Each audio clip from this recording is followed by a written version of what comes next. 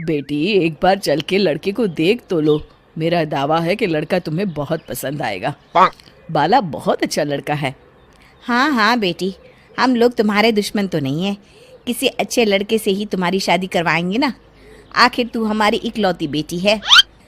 अच्छा ठीक है माँ, अब ज़्यादा भावुकतापूर्ण शब्दों का इस्तेमाल ना करो। मैं चलने के लिए तैयार हूँ। चलो फिर बिना देर के हम सब चलते हैं। सभी बाला के घर पहुंचते हैं। अरे क्या बात है बहन जी, अभी तक आपका बेटा नहीं आया? जी बस आता ही होगा। तभी वहाँ बाला आता है। लो जी, आ गया मेरा बेटा। ये लोग तुझे देखने आए हैं और ये इनकी बेटी नम्रता है। बाला के सर पर बिल्कुल बाल नहीं होते। ये देख नम्रता और उसके परिवार वालों की आंखें फटी की फटी रह जाती है। ये तो टकला है। हे भगवान, माँ पिताजी, आप दोनों एक टकले से मेरी शादी करवाने वाले थे। अरे ये तो पूरा उजड़ा चमन है। देखो बेटी, इस तरह किसी का मजाक उड़ाना गलत है। किसी के बारे में इस तरह की बातें नहीं करते। बालों का क्या है, वो तो आते जाते रहते हैं। लड़का टकला है तो क्या हुआ, इंजीनियर है, अच्छा खासा कमाता है। आप चुप रहिए जी। इसकी तरफदारी इसलिए कर रहे हैं क्योंकि आपके भी सर पर बाल नहीं है। मैंने तो आपसे शादी कर ली, मगर मैं अपनी बेटी की शादी एक टकले से बिल्कुल नहीं करवाऊंगी। अरे ये क्या, कब से आप लोगों ने टकला टकला लगा रखा है? और माफ करना, तुम भी कोई हूर की परी नहीं हो। तुम लोग मेरे घर में आकर मेरी ही बेइज्जती कर रहे हो। निकल जाओ यहाँ से। हाँ हाँ तो जा रहे हैं ना, हमें भी यहाँ रुकने का कोई शौक नहीं है। नम्रता और उसके परिवार वाले उठकर वहां से जाने लगते हैं। तभी नम्रता का छोटा भाई जाते जाते कहता है, टकला, तेरा बाप टकला। और इस तरह बाला का रिश्ता टूट जाता है।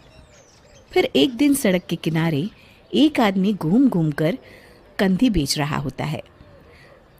कंधी ले लो, कंधी, एक से बढ़िया एक कंघी ले लो, नए जमाने की कंघी ले लो। अरे भाई ये ले लो। घूमते घूमते वो बाला के पास पहुंच जाता है। अरे भाई साहब, कंधी लोगे क्या? ये लो। तभी उसकी नज़र बाला के सर के ऊपर पड़ती है।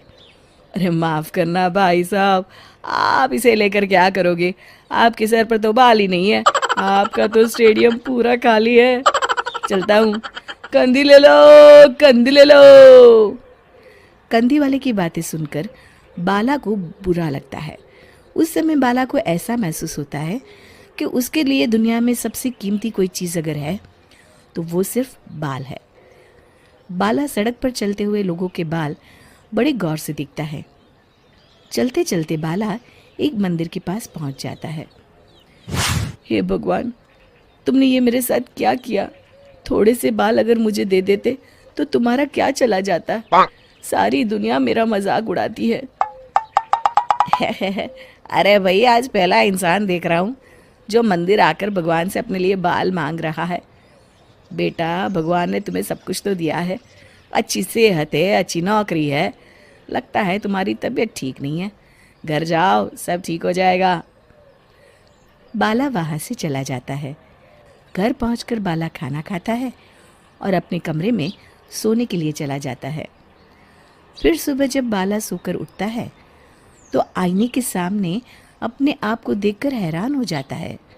बाला के सर पर एकदम घने बाल आ जाते हैं। बाला खुशी से झूम उठता है। अरे ये तो चमत्कार हो गया, मेरे सर पर बाल आ गए। लेकिन ये हुआ कैसे? दोस्तों, अगर आप इस कहानी का दूसरा भाग देखना चाहते हैं तो हमें कमेंट करके ज़रूर बताएं।